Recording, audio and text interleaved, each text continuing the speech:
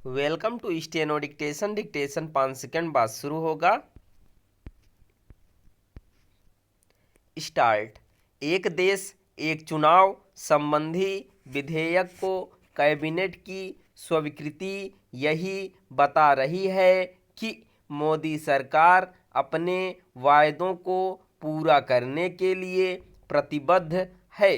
इस विधेयक को मंजूरी देकर मोदी सरकार ने यह भी रेखांकित किया कि यह धारणा सही नहीं कि लोकसभा चुनाव में बहुमत से दूर रहने के कारण वह अपने इस एजेंडे का परित्याग कर सकती है। उसे ऐसा करने की आवश्यकता इसलिए नहीं क्योंकि सहयोगी दल जदयू और तेलुगु देशम एक साथ चुनाव के पक्ष में हैं। चूंकि आंध्र प्रदेश की तरह ओडिशा में भी लोकसभा के साथ विधानसभा चुनाव होते रहे हैं, इसलिए संभव है कि बीजू जनता दल भी एक साथ चुनाव की पहल का समर्थन करे।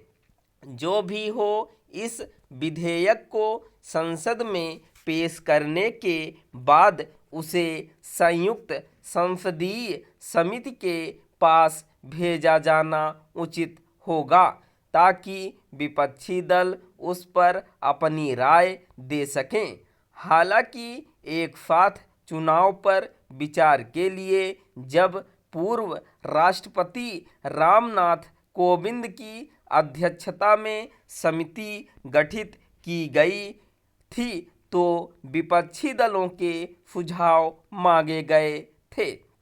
फिर भी बेहतर यही होगा कि इस महत्वपूर्ण विषय पर नए सिरे से विपक्ष की राय ली जाए।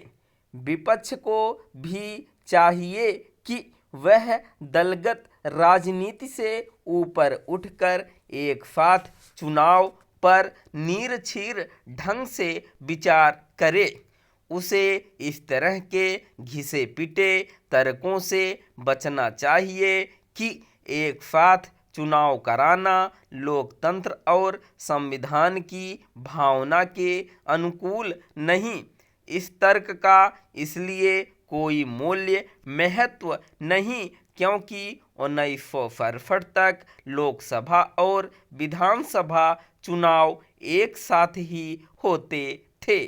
इसी तरह इस दलील में भी दम नहीं कि एक साथ चुनाव होने से क्षेत्रीय दलों को राजनीतिक नुकसान होगा क्योंकि ओडिशा और आंध्र प्रदेश के क्षेत्रीय दलों ने भी कभी ऐसी शिकायत नहीं की। लोकसभा और विधानसभा के चुनाव एक साथ होने से केवल संसाधनों की बचत ही नहीं होगी बल्कि राजनीतिक दलों को भी राहत मिलेगी।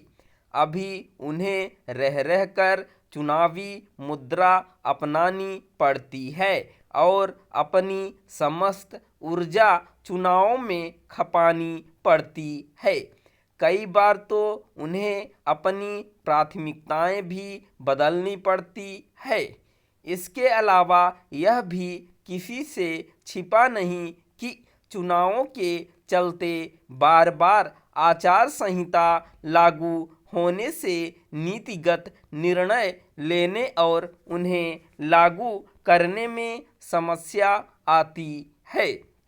आखिर जब पहले एक साथ चुनाव होते रहे हैं तो फिर यह कहने का क्या औचित्य कि उन्हें फिर से एक साथ कराया जाना सही नहीं होगा। एक साथ चुनाव के विचार को पसंद न करने वाले दल कुछ भी दावा करें, यह कोई आदर्श स्थिति नहीं कि लोकसभा चुनाव के बाद राजनीतिक दल हरियाणा और जम्मू कश्मीर के विधानसभा चुनाव में व्यस्त हो गए। इसके बाद उन्हें महाराष्ट्र और झारखंड में अपना ध्यान केंद्रित करना पड़ा। अब उन्हें दिल्ली के विधानसभा चुनावों का इंतजार है। यह इंतजार खत्म होते ही बिहार के विधानसभा चुनाव की तैयारी करनी होगी। स्टॉप।